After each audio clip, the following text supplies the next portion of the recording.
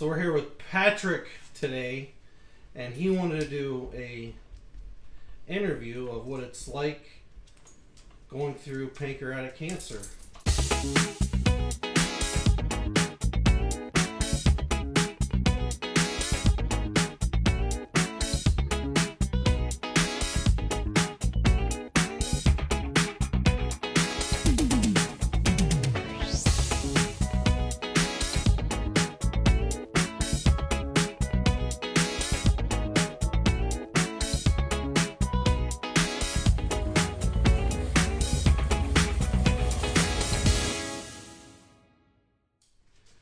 Tell us what's your shirt mean? Your 3%. 3% is the 3% of people survive pancreatic cancer. So just call me 3%. Now, in this video, you're going to see dogs jumping everywhere because we have 6 of them. But they're part of our family, so that's the way it is. Tell us about what's going on currently with your health. Well, I have pancreatic cancer, and it's metastasized to the a couple tumors to the stomach and to the lungs, but nothing on my liver, which is an awesome thing. Yeah. Tell us about your last scan. Well, the last 2 scans have actually showed shrinkage. And as a man, I guess you got to be associated with the term shrinkage. You'd want it with tumors.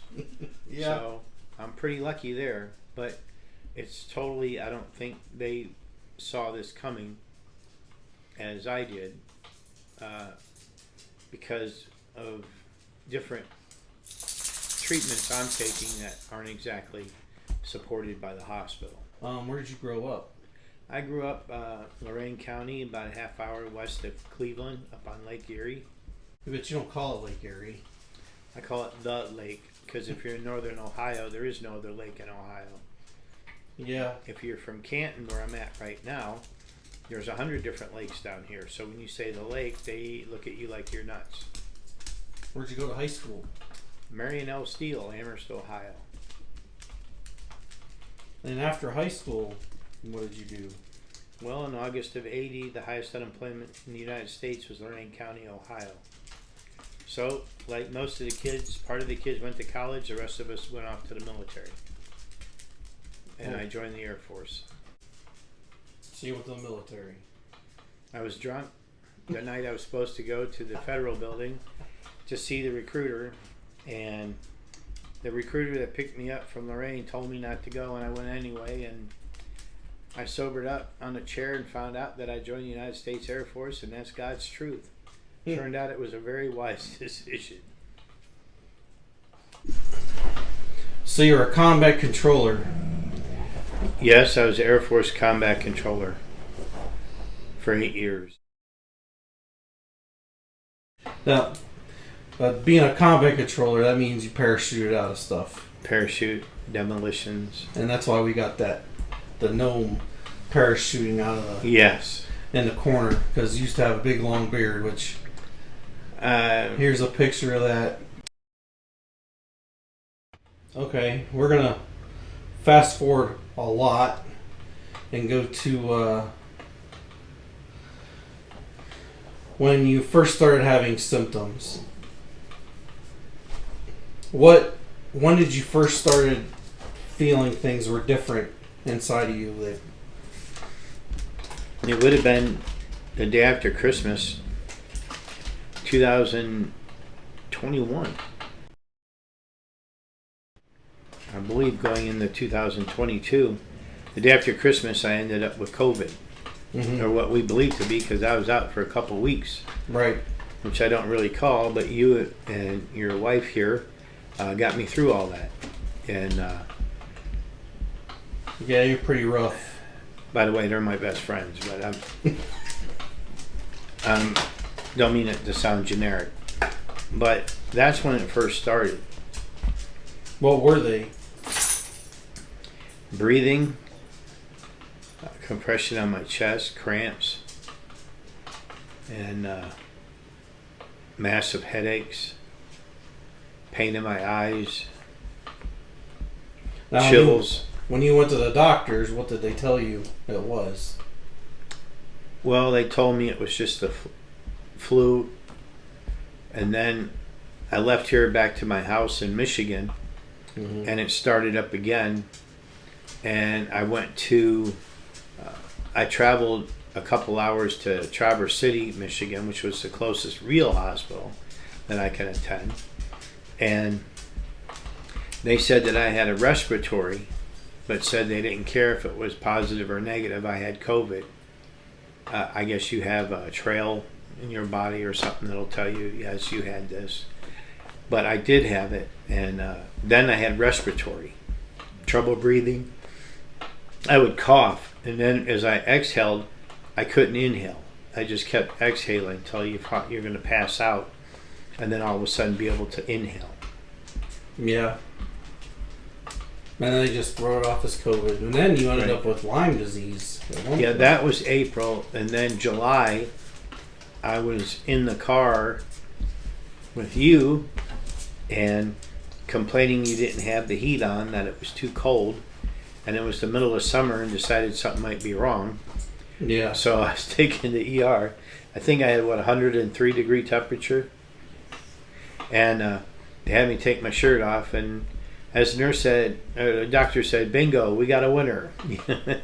I had a nice bullseye right here on my chest from where the tick bit me. What the heck were you doing to get the tick? Well, I was preparing. I bought a small lot in a park to put my camper, so I would have a place. I lived in Michigan, but when I traveled here to Ohio, my folks and my family are still here, that I'd be able to have a place to camp. And the ticks were everywhere, and I knew better to use Prometheum. I'm a big advocate of it, but didn't listen to my own advice. You know, we had 2 bottles of it in the sunroom here. Yeah, the same ones I walked by every time I went out to They're camp. still there. Yeah. And I'm a big advocate. I tell everybody not to go without it. Yeah. I just didn't take my own advice. So then everything was COVID. I kept having problems in the hospital. They actually contacted the CDC, and they said that it was a mixture between COVID and Lyme disease together that was giving me those symptoms. Yeah. But we know now that wasn't the case. Correct.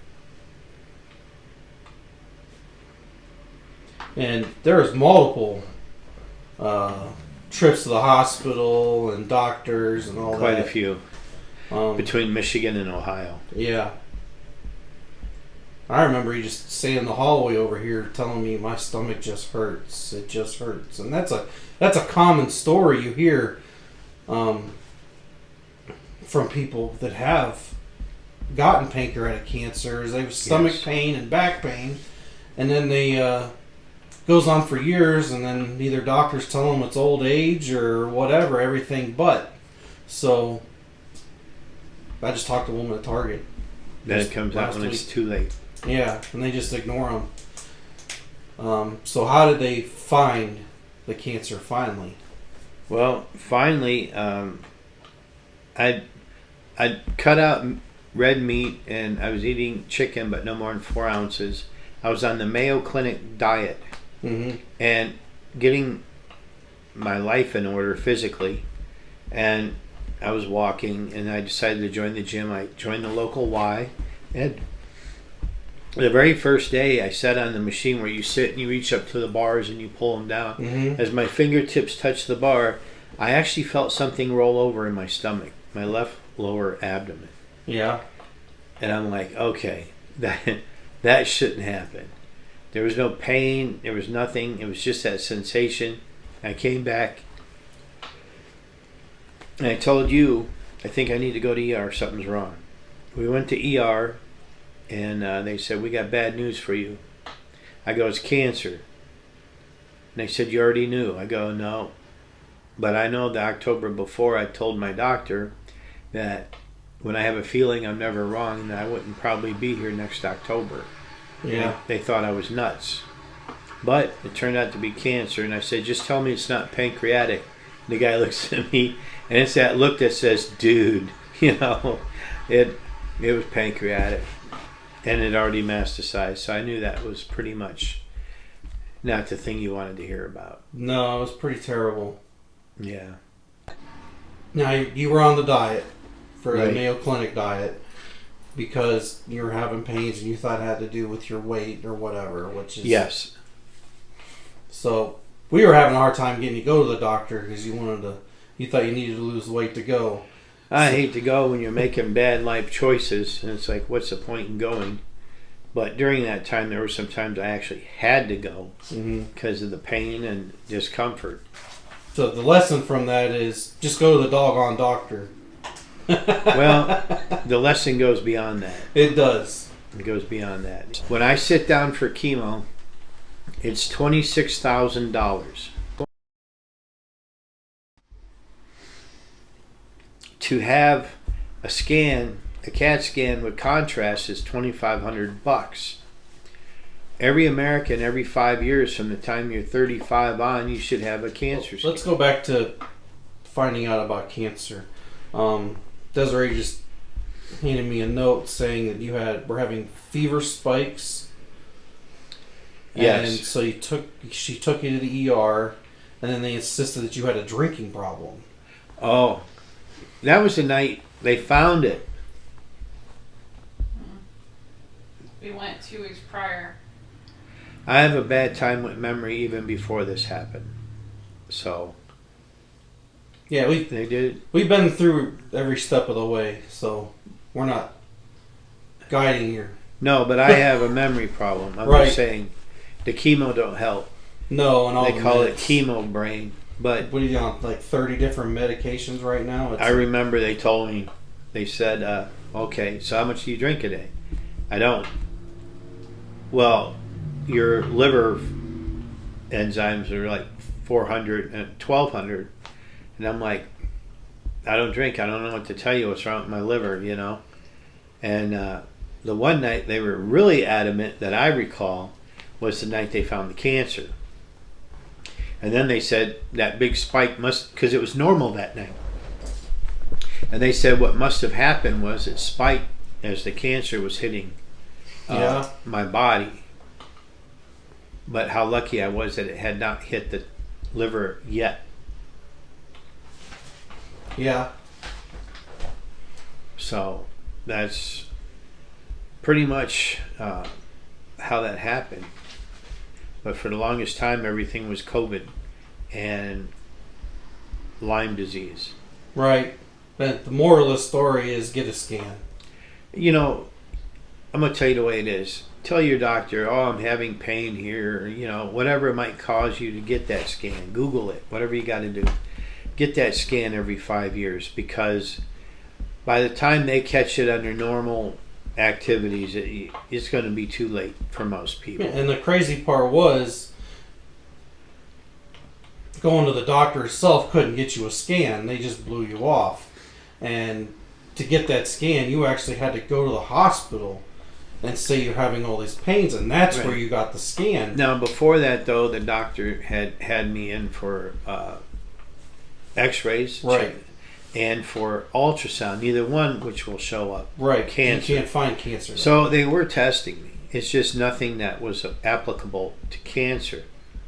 Which to me, every American, whether you believe there's a cure or not, every 5 years get a scan. For the love of God, get a scan. Use any excuse, any maneuver that you possibly can. Get the scan. If you're having abdominal pain, back pain that's not from physical whatever, you need to have a scan. And most doctors that you meet, if not all, will tell you to stay off the red meat. Anything that you can do to reduce any opportunity of cancer, you should do it. I'm not telling you what to eat, but I am telling you, do the research for yourself. Make your own decisions. So after the hospital, you went and saw the oncologist. Yes. And that didn't go great. That went really bad. Right. And those results just wore down over time. Right. Well, we don't let you look at the results anymore. Yeah. Right. Right. For my own good. So your first visit to the oncologist, that we took a whole army. I didn't get to go because I was at work, I think. But we took a whole army in there. Your brother, your sister-in-law, Desiree, and you. I think that was it. That was it. Yeah. And you guys talked to the oncologist. And how did that go? Well, it went. The very first visit. The very first visit was, you have cancer. You have 6 months to live without chemo, a year with. Right. Don't get on any stupid diets. Right. Or let's go home and die. Yeah. That was pretty much, and I'm like, all right, I'm the type of guy that likes the truth. I don't care how hard it is, just give it to me. That's everything I was told. So you were told 6 months to a year, and here we are. We're coming up on a year. Yeah. The end of February will be a year. Right. And according to them, I should be in terrible shape right now. Right. But you're not. And I've actually... You're actually better. I'm in better shape now than I was a year ago. Yeah. Yeah, so don't go off of your doctor's timelines. That's important. We learned that hard way because we go off their timelines. I'll throw one thing in there real quick you might want to get later, but what's funny about that and encouraging, where the first time I meet the nurses are like, do not listen to a thing the doctor tells you. Right. Fight. There is no such thing as a timeline. You fight positive feelings. Mm-hmm. And that is what really helped. So after we left, we went out to eat and that, and it was awful. I mean, we got all this horrible news. So then the research starts. We all started researching. Everybody's researching. Desiree's researching. I'm researching. You're researching. We're all looking into this because we kind of realized there wasn't really any help other than throwing some chemicals in you. Right. So what are some of the things you found out? And some of the things that you changed. Like you've changed your diet. I've got a friend from New York that I served with was telling me about pH being grounded and you need higher pH.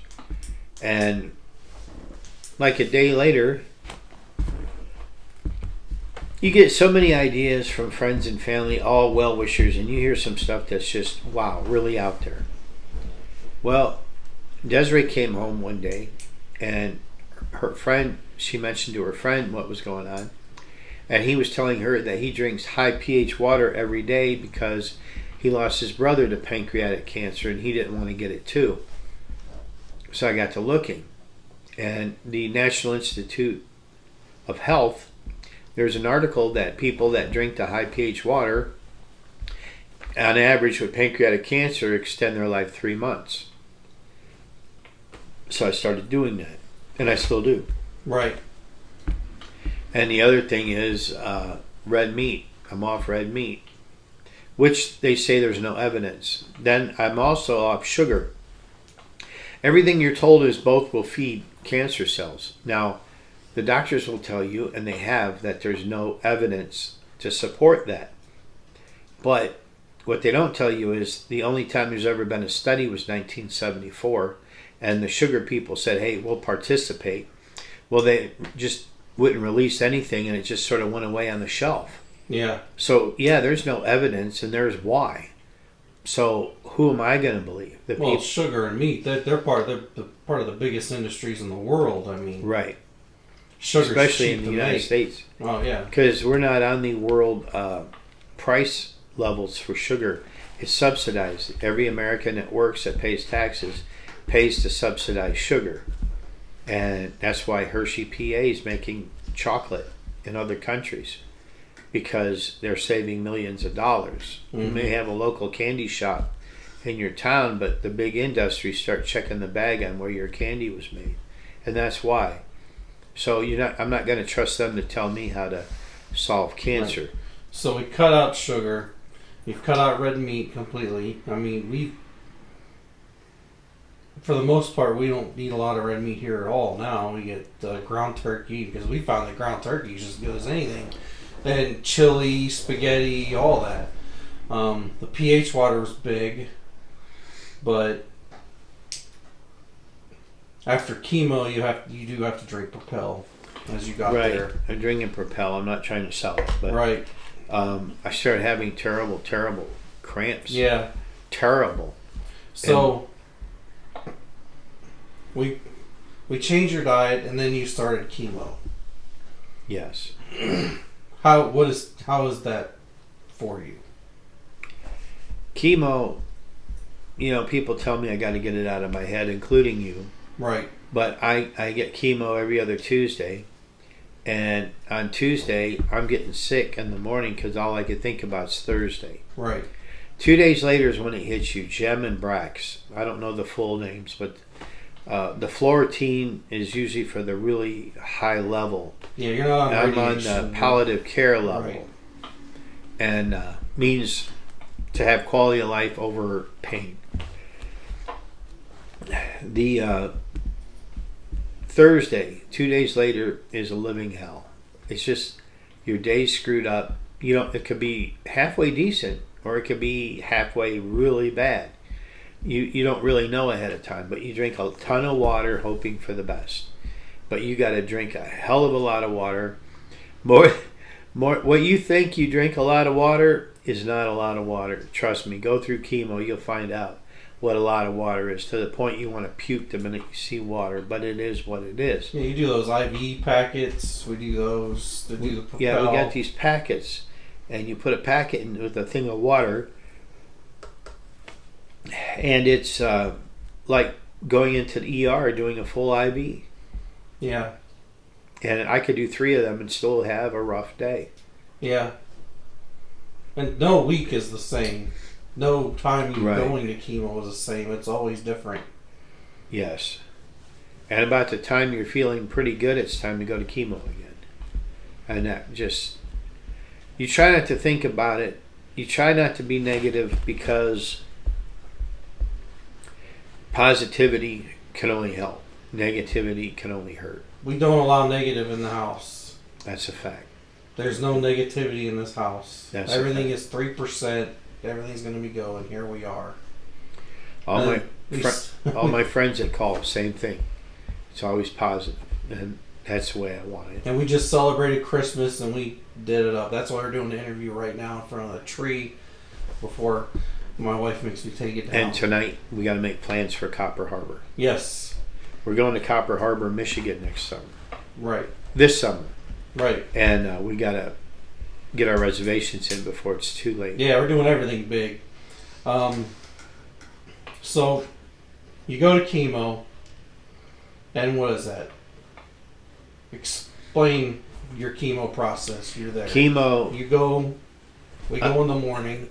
I worked at Ford, so for some of you that don't understand, just imagine an assembly line. Yeah.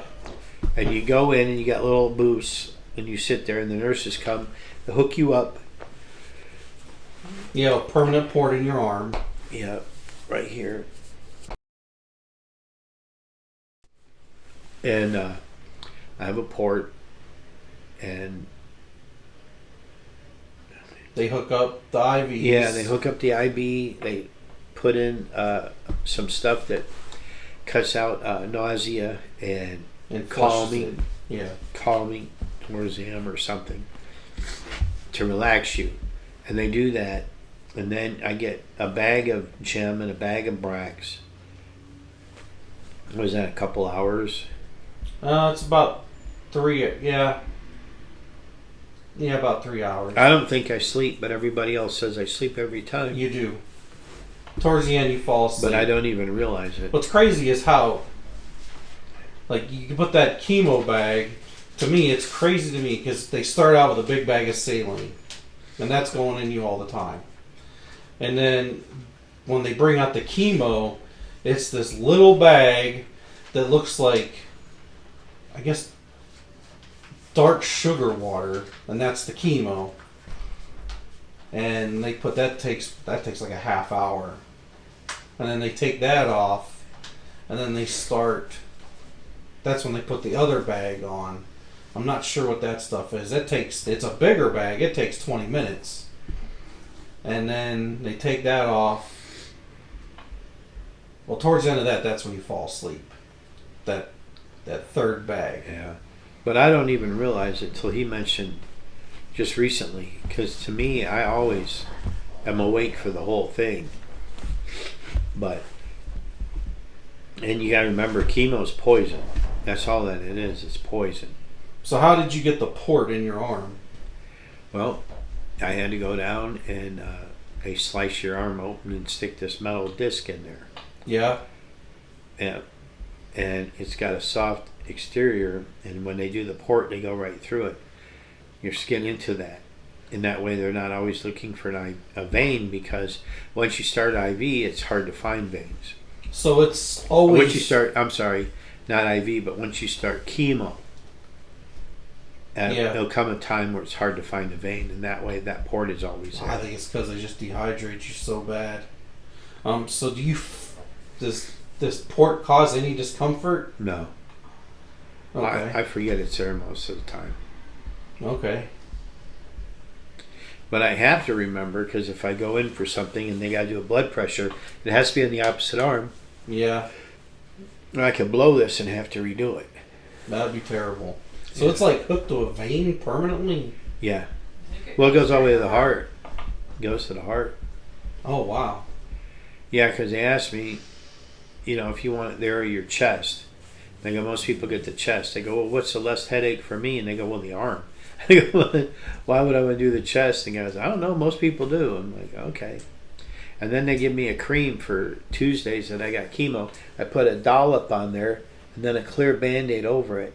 Mm-hmm. And 1 hour before my appointment, and when I get there, it's so numb you never feel anything. So right now we have your chemo days. We have down to like what do you call that? No, it's more like a ritual. We get up, you go to chemo. We get up, you put the cream, you eat because you have to eat. Drink a bunch of fluids, put that cream on that thing, put it up. We go up there, you sit in a chair, we bull crap for 3 hours, and then we go get lunch. Yes. And then come home and nap. And then you come home and take a nap, and then you get up and you're good. Yeah. And then the next day you're fine. But then, like yesterday was it's technically Friday, but it would have been your 2 days after chemo. You do this crash. Now, this past one was pretty bad, but we haven't figured that out. Why they're all different? Because they're always different. Sometimes you don't crash. And this is also another part. Yeah, well, yeah. Talk to us about the symptoms for chemo. Because of the chemo, some of the it's not symptoms, side effects. One is you have. My nose runs all the time. I mean, all the time. It could be embarrassing. You got to have Kleenex in your hand, because it's like water, and you could get a picture of that. And then chemo brain. As embarrassing as this is, one day I actually took the dog's medicine instead of mine. I had to go to a lot of trouble to get to that medicine, so it's not like I didn't have 50 times to be able to tell me, no, this is a bad idea, this is not appropriate, your medicine's over there.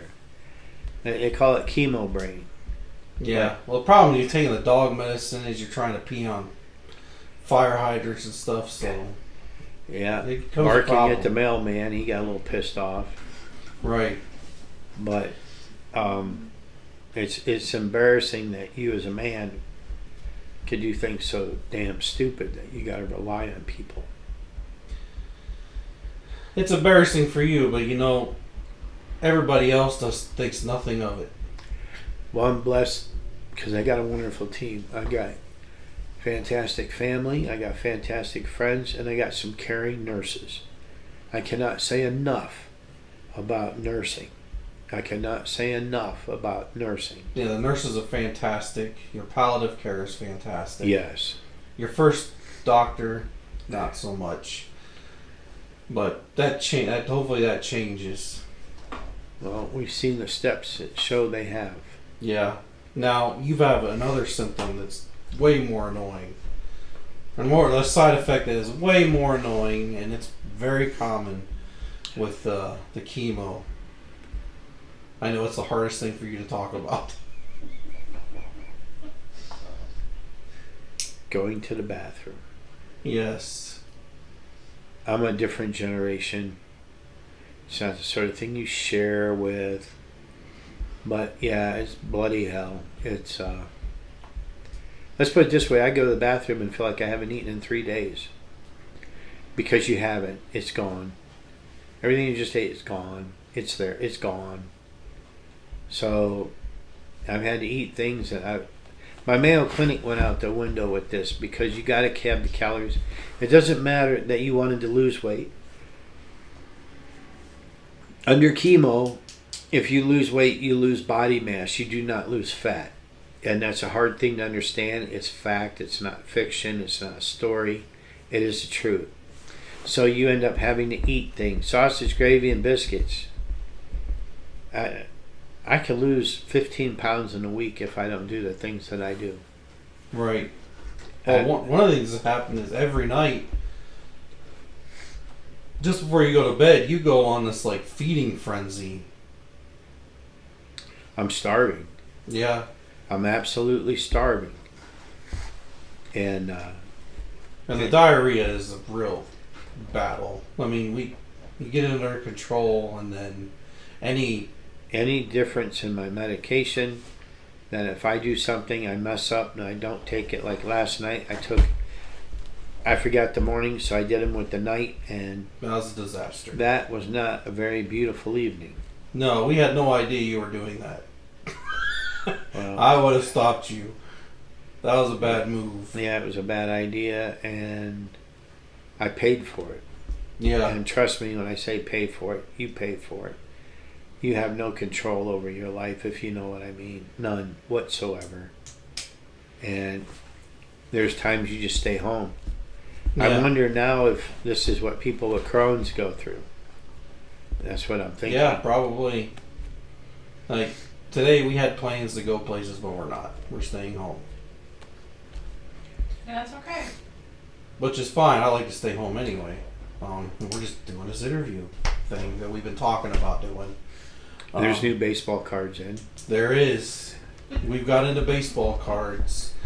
Yeah. Obviously, the key to this has been for us all looking to the future.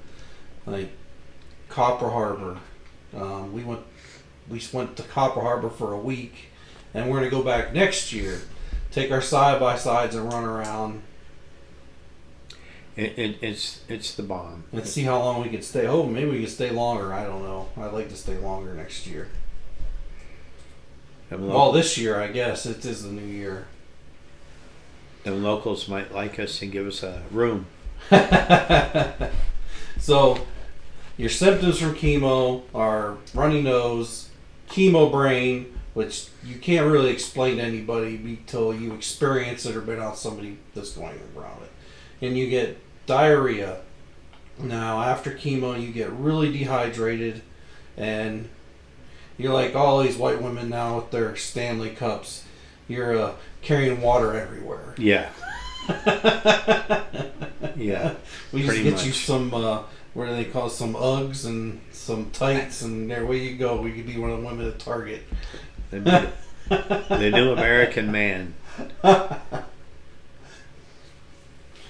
But after you get done with chemo, after, come Friday, Saturday, you're doing real good. You're out shopping. It's a different day. Yeah, totally different. Last night, I'm paying for a mistake yesterday. But as the day goes by, I'll be doing a lot better. And by tomorrow, I'll be fine. Yeah. And then before I know it, it's the following Tuesday, and it's like, shit. But your quality of life has been pretty good. Really. Oh, yeah. I mean, we done Well, it's like I tell everybody I'm not going down like a bitch. I'm gonna fight. Yeah. You know. That's the whole 3%. To me, though, I think a lot of people are told the things I was that we already covered, and they're like, "Well, what's the point?" Yeah.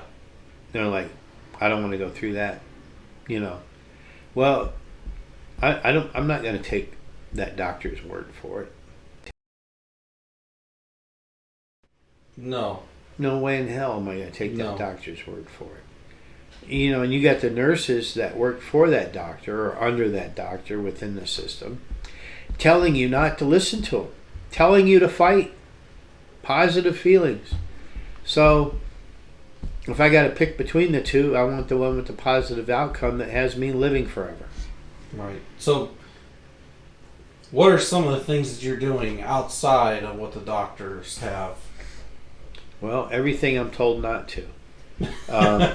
The pH water, they say, is right. a myth. That's what I've been told. But it was approved by the National Institute of Health. Yeah, but what did the palliative care tell you just 2 weeks ago about the pH water? They're having other people do it now, too.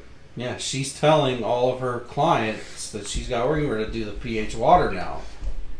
Then, because of your success. When we talked to palliative care, we mentioned something I'd heard about called RSO. Right. And I learned that from the veterinarian's office. Right. True story. And RSO oil is Rick Simpson oil. It's a guy from Canada that came up with THC. And we get it, and it's like in a syringe, and you put just enough on your fingertip as a grain of rice. And you eat that. Yeah. And I do that every night. Some people do more. I do once. I don't want to have that in my system during the daytime. Yeah, well, I take it before bed. Explain why you're doing ours. It's not just for the medical benefits, for others' benefits. Well, I didn't know that at first. I take it for the medical benefit. They use it as an I talked to the palliative care lady, and she said, "It's funny you mentioned that." She'd never heard of it, but just come back from a seminar out west where some hospitals out west are already using that as an immunotherapy. But I took the Rick Simpson oil and for cancer, to fight cancer. It doesn't make it go away, but it prolongs it. So then I went to Copper Harbor. We keep talking about this place. My brother and my father wanted to see why it was so important to me, so the three of us went up there for a few days. Mm-hmm. And I'd forgotten my oil. Oh, bloody heck, it was something. It was doom and gloom. I mean, it really affected my thinking. Really negative, dark, end of life. So I learned the Rick Simpson oil. If you don't believe it does anything for cancer, take it just to keep the negativity out of your brain. I go about my day like any other day, 20 years ago, 40 years ago. What am I going to do today? What am I going to do tomorrow? Well, maybe in a month or two, I'm going to do this. There's no thought of cancer goes through my head on a daily basis. I just don't. It doesn't enter my mind. I got things to do. Mm-hmm. But take that Rick Simpson oil away, and I hate to say it, but I'm not so sure it'd be the same results. Well, we want to clarify that we're not promoting people to do anything. Correct. Do your own research, find out for yourself. We're just here to tell you what Patrick is doing for Patrick. That has nothing to do with anyone else. And that's our disclaimer. Also, while we're putting out a disclaimer, this interview was my idea. Right. It was mine. And mine alone, because I felt maybe somebody could learn something from it. And if you listen to all this and you go out and get a scan today, then this has been worth it. If only one person does that, it's worth it.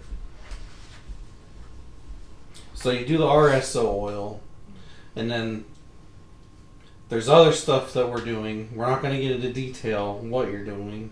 What we're doing, it's controversial. It was on the Joe Rogan show, for God's sakes. They talked about it. And that is the Fenben. Now, how did you find... We don't want to tell people the process of what you're doing, or all the stuff that goes I with came it. It's across- more just one medicine. I came across some videos online, YouTube, and people say, "Oh, here we go." No, it wasn't a guy in his basement, and it wasn't some guy with a podcast. This was actual, like Channel 5 at Sydney Hospital, all over Australia, from coast to coast. In Australia, interviews with doctors in the hospitals for cancer using this, because they said, especially for pancreatic, it softens the tumor shell, because they're the hardest of the tumors, and it allows the chemo to get in there and do its work much better. So I saw this and mentioned it to the veterinarian's office, and they said, "Oh yeah, definitely, this is something people use." I learned more from the veterinarian's office than I have anywhere else. Right. I swear to God. So I started we did what, maybe 2 months of research, Desiree? Oh my gosh, we researched it for multiple months because we didn't know. We wanted to be sure. And there's a lot that goes with it, because it can affect, it's a protocol. You cannot just take one and nothing else. You got to worry about your liver, and it's a whole lot. Do your research. There's a whole lot goes into it. So we started doing that. Well, then I had my friends look at it online, and they're like, "This is nuts." But they realize this is from a legitimate source. So then what happens? All those YouTube videos are gone. I'm set up every second Tuesday until cancer is gone or I am obsolete. But yet the insurance company, all you got to do is have a scan every 5 years. They're saving a lot of money. Yeah, well, the moral of the story is get the scan. So you've been going to chemo since March. So we'll be coming up on rough guess will be coming up on a year.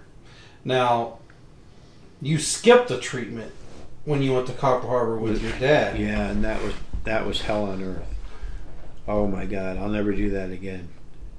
Yeah, the day after to recover from chemo, that took almost the whole 2 weeks. It was rough. So we're not going to do that again. Ever. That was rough. So, to reiterate again, the purpose of doing this interview is to get people to go get scans. If they are having pain and not putting it off. Also, if they got a loved one. Right. That's in this, what to expect, what to look for. And not to take the doctor's final word. You got a mom or a dad that's 50 or 60, you need to get them to get a scan. But also, one thing I forgot to mention was that DNA test came up with the doctor, the initial visit. Yeah. I forgot about that. They do a DNA test and they send it off. Some big company does this, and it comes up with markers. And if there's certain markers show on this test, then, like, I have 2 daughters, they would be allowed to come in for free and get tested if they had similar markers, to let them know you have the ability to get this cancer. And I came back with no markers. But then I found out we didn't take the full test, so we did another one to get the full one. And Desiree, that was done, oh my God, back in the summer, wasn't it? It was before the summer. I was back in April. And we still yet to hear the results from the second DNA. Yeah, we probably won't. But it'll get your kids in for free. If your mom or your dad, aunts, uncles had cancer, then you should get the DNA testing. So how are you feeling today? Rough. Yeah, we had a rough night. It's getting better, but a rough night. But we're making plans for the future. We're going to sit down and plan trips for the summer, because we have to, because that stuff fills up. So, we've had the cancer for almost a year. Well, that we've known. I mean, you probably had it for years and didn't know. But getting cancer and finding out wasn't the end of your life, whatever. We've been busy. We got into... What are some of the things we've gotten into? Obviously, I know, but... Well, we got into cards, sports cards. That's recent. That's recent, but... Which is why you see a big old bunch of videos of baseball cards on my... Copper Harbor. Going out at midnight on the beach to look for certain stones. That was awesome. They're little stones that actually light up like lava under a light. Was that UV light? Yeah. And they're cool as hell. We didn't find any.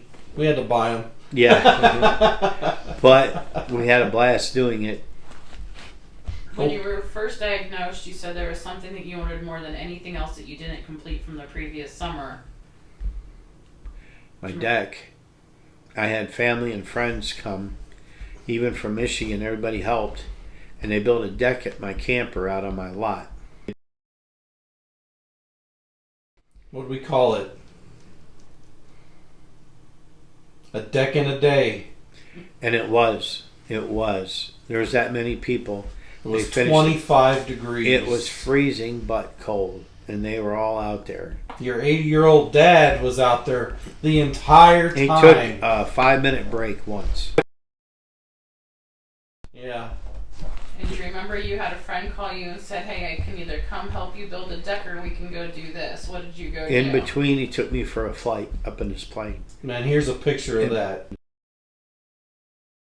And being retired Air Force, that's a big deal. It may not be to some people, or you may not understand it, but as to an ex-flyboy, it was as good as it gets. It was awesome.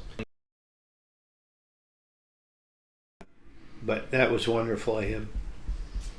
Yeah, so he's got kids. He flies full time, and for him to take the time out to do that for me, we finished your campsite because we got.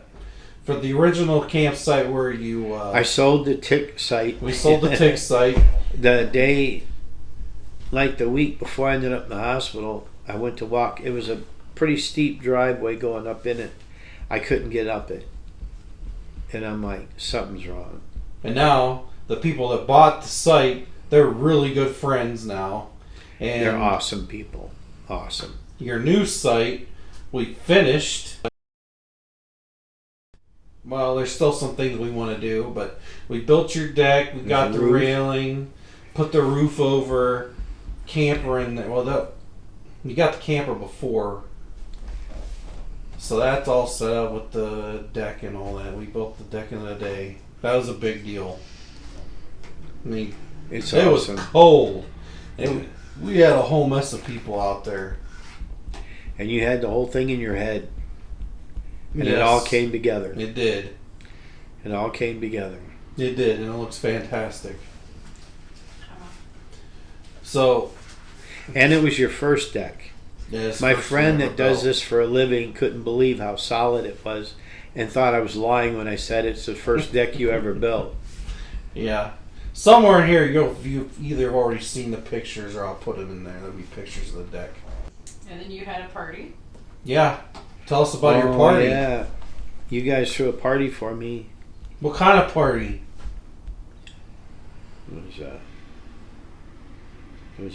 We had a barbecue. They roasted a pig, and they called people from my neighborhood that I grew up with. How many people showed up? A lot. Guys I served with. You guys got a hold of everybody. And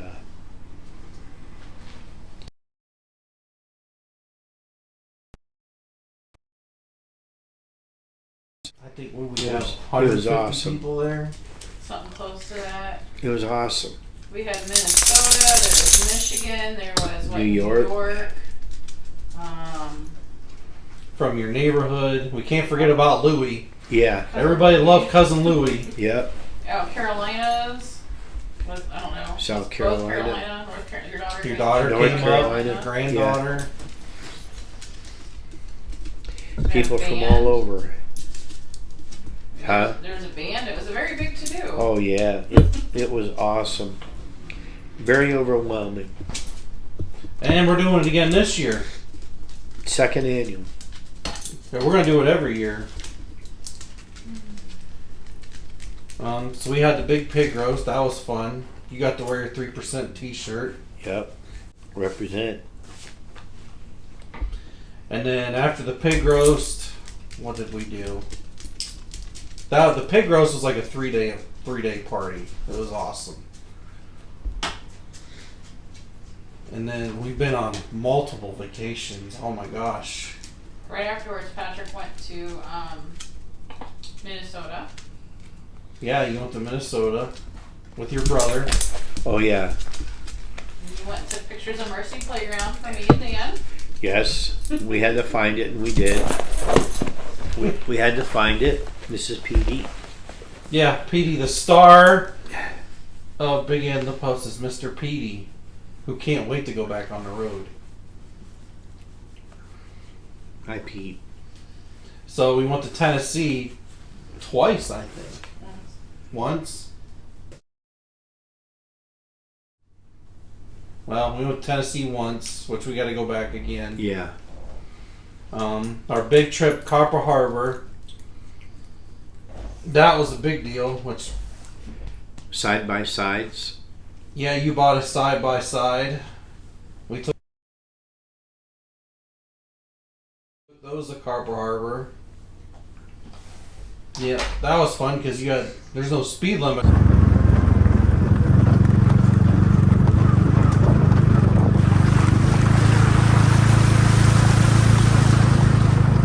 Out there, but at camp with the side-by-side it's 15 miles an hour.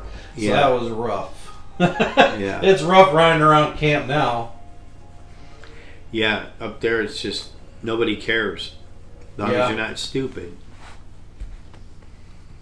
So then we went to Tennessee, and then we just had big Christmas, Frankenmuth, Obey. which Patrick went Oh, yeah. crazy with our decorations outside, and here's a little clip of my yard.